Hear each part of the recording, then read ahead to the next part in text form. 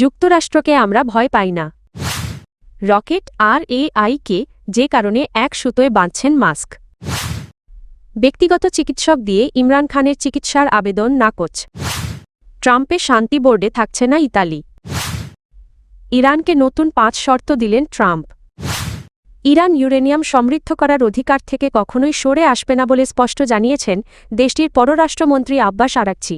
তিনি বলেন, যুক্তরাষ্ট্রের চাপ কিংবা সামরিক হুমকি ইরানের নীতিতে কোনো পরিবর্তন আনতে পারবে না।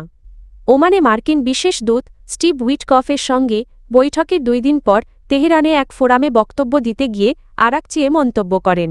তিনি বলেন, ইরানের শান্তিপূর্ণ পারমাণবিক কর্মসূচি এবং ইউরেনিয়াম সমৃদ্ধকরণ একটি সার্বভৌম অধিকার যা কোনো বিদেশি শক্তি নির্ধারণ করে দিতে পারে না। ইরানি পররাষ্ট্রমন্ত্রী জানান, এই কর্মসূচির জন্য ইরান ইতোমধ্যেই বড় ধরনের মূল্য দিয়েছে এবং ভবিষ্যতেও চাপের কাছে নতি স্বীকার করবে না। উপসাগরীয় অঞ্চলে যুক্তরাষ্ট্রের সাম্প্রতিক সামরিক মোতায়েন ইরানকে ভীত করতে পারেনি বলেও তিনি মন্তব্য করেন। এদিকে মার্কিন প্রেসিডেন্ট ডোনাল্ড ট্রাম্প ইরানের পারমাণবিক কর্মসূচি সীমিত করতে নতুন চুক্তির জন্য চাপ বাড়িয়ে চলেছেন। ইরানে সরকার বিরোধী বিক্ষোভ দমনের পর মধ্যপ্রাচ্যে মার্কিন সামরিক উপস্থিতিও জোরদার করা হয়েছে।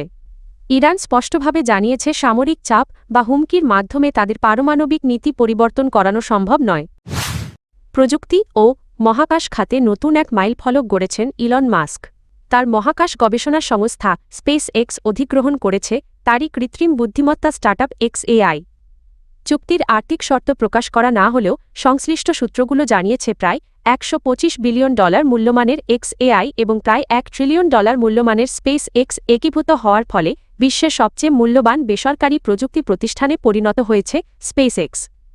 এক মেমোতে ইলন মাস্ক এই একীভূতকরণকে একটি উদ্ভাবনী ইঞ্জিন হিসেবে উল্লেখ করেন।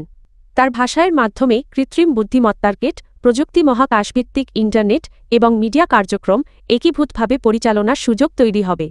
মাস্কের দীর্ঘমেয়াদী লক্ষ্য হল মহাকাশে ডেটা সেন্টার স্থাপন করে কৃত্রিম বুদ্ধিমত্তার ক্রমবর্ধমান শক্তি চাহিদা পূরণ করা।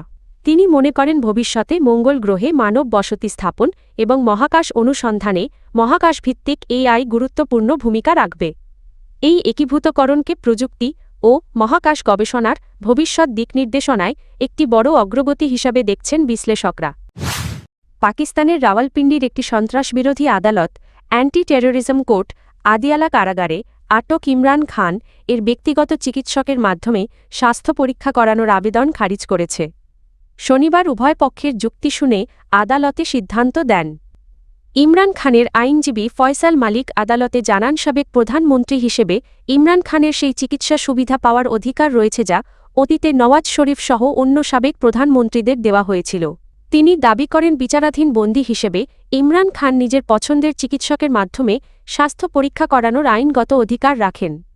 আইনজীবী আরও অভিযোগ করেন, আদিয়ালা কারাগারে চোখের বিশেষায়িত চিকিৎসার পর্যাপ্ত ব্যবস্থা নেই।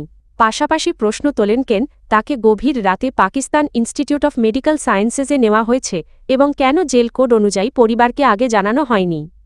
অন্যদিকে বিশেষ প্রসিকিউটর জহির সাহা আবেদনের বিরোধিতা করে বলেন, নয় মের GHQ হামলা মামলায় জামিনে থাকলেও ইমরান খান অন্যান্য মামলায় সাজাপ্রাপ্ত কয়েদি, ফলে তাকে শুধুমাত্র বিচারাধীন বন্দী হিসেবে বিবেচনা করা যায় না। আদালত প্রসিকিউশনের যুক্তি গ্রহণ করে আবেদনটি খারিজ করেন।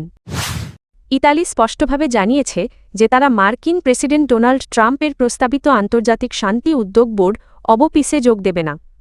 শনিবার ইতালির পররাষ্ট্রমন্ত্রী আন্তোনিও তাজানি বলেন, দেশটির সংবিধানে থাকা অলঙ্ঘনীয় আইনি সীমাবদ্ধতার কারণেই এই সিদ্ধান্ত নেওয়া হয়েছে। তিনি জানান, ইতালির সংবিধান অনুযায়ী কোনো একক বিদেশি নেতার অধীনে পরিচালিত আন্তর্জাতিক সংস্থায় পূর্ণাঙ্গ সদস্য হিসেবে যোগ দেওয়া আইনগতভাবে সম্ভব নয়। গত জানুয়ারিতে সুইজারল্যান্ডের দাভোসে অনুষ্ঠিত ওয়ার্ল্ড ইকোনমিক ফোরামে ট্রাম্প বোর্ড অব পিস গঠনের ঘোষণা দেন। এখন পর্যন্ত 19টি দেশ এ সনদে স্বাক্ষর করেছে। প্রাথমিকভাবে গাজার পুনর্গঠন তদারকির উদ্দেশ্যে সংস্থাটি গঠনের কথা বলা হলেও এর কার্যপরিধি ভবিষ্যতে বৈশ্বিক পর্যায়ে বিস্তৃত হতে পারে বলে ইঙ্গিত রয়েছে। তাজানি বলেন, শান্তি প্রতিষ্ঠার যেকোনো উদ্যোগে ইতালি আলোচনা ও সহযোগিতায় আগ্রহী থাকলেও সংবিধান লঙ্ঘন করে কোনো কাঠামোয় যুক্ত হওয়া তাদের পক্ষে সম্ভব নয়। ওমানের রাজধানী মাস্কাটে শুক্রবার যুক্তরাষ্ট্র ও ইরানের মধ্যে গুরুত্বপূর্ণ আলোচনা অনুষ্ঠিত হয়েছে। আলোচনার আগে মধ্যপ্রাচ্যে যুদ্ধজাহাজের বড় বহর মোতায়েন করে তেহরানের ওপর চাপ সৃষ্টি করে ওয়াশিংটন। এই চাপের মধ্যেই আলোচনায় বসতে সম্মত হয় ইরান। ইসরায়েলি সংবাদ মাধ্যম মারিফ জানিয়েছে, আলোচনার প্রেক্ষাপটে মার্কিন প্রেসিডেন্ট ডোনাল্ড ট্রাম্প ইরানের কাছে 5টি প্রধান শর্ত উত্থাপন করেছেন। মার্কিন দাবিগুলো হল, প্রথমত, ইরানের কাছে থাকা প্রায় 400 কেজি সমৃদ্ধ ইউরেনিয়াম অন্য দেশে সরিয়ে নেওয়া। দ্বিতীয়ত, ইরানের পারমাণবিক অবকাঠামো সম্পূর্ণভাবে ধ্বংস করা। তৃতীয়ত, দেশটির ব্যালিস্টিক ক্ষেপণাস্ত্র সক্ষমতা বিলুপ্ত করা। চতুর্থত, ক্ষেপণাস্ত্র উৎপাদন কর্মসূচি বন্ধ করা।